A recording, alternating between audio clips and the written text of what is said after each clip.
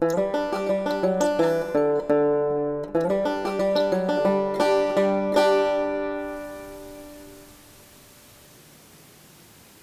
we are buried in the snow and enjoying our winter hibernation, we are so grateful for all of the stored sunshine that we have in our veggies picked from our garden.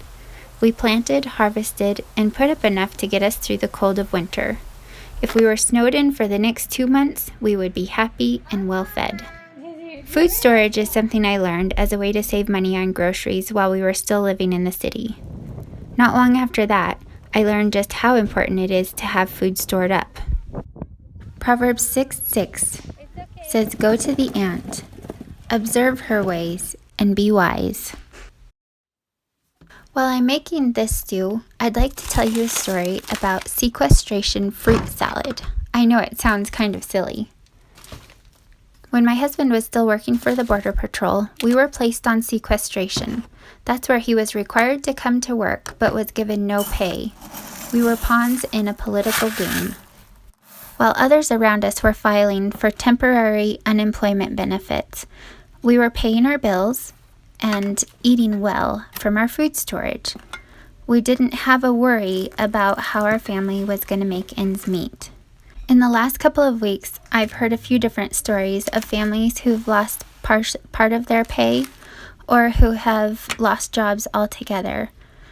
They don't know how to make ends meet, and they're not sure what they're going to do to feed their families. These kind of situations just strike straight to the heart.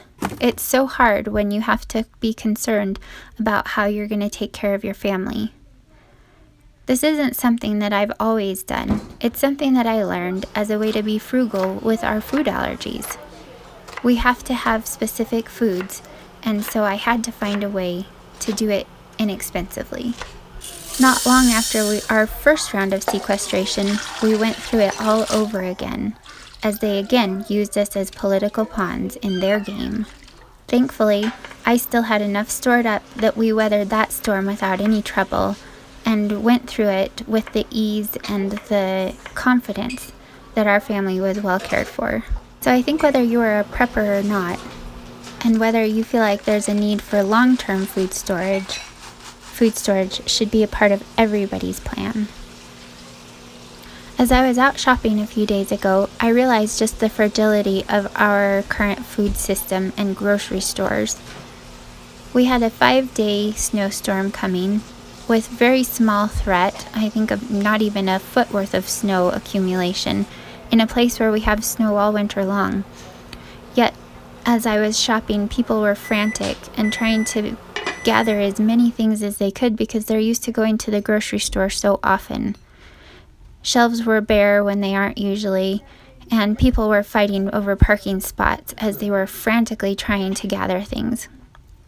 It was really alarming to me that something as minor as 7 inches of snow in a place where we get feet of snow can cause that kind of turmoil.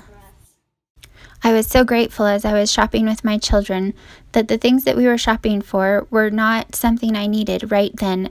If I needed to, or if I felt like the situation wasn't safe, we could have turned around at any point, left our grocery carts at the store, and walked away and still been fine. That is why food storage is so important to us. It's the security and the comfort that it brings. It's like an insurance policy or a savings plan that we have tucked away that nobody else has access to. It's there for us whenever we need it. Maybe you don't have access to lots of fresh fruits and veggies at a decent price that you can can them. If not, then put away what you can get at the grocery store. Go buy cases of organic canned tomatoes. Go buy cases of other fruits and vegetables. Make sure you have rice and potatoes on hand, and make sure the fats that you need are put away so that you have what you need to be able to cook for at least a couple months. It's the most amazing feeling to know that your family won't do without.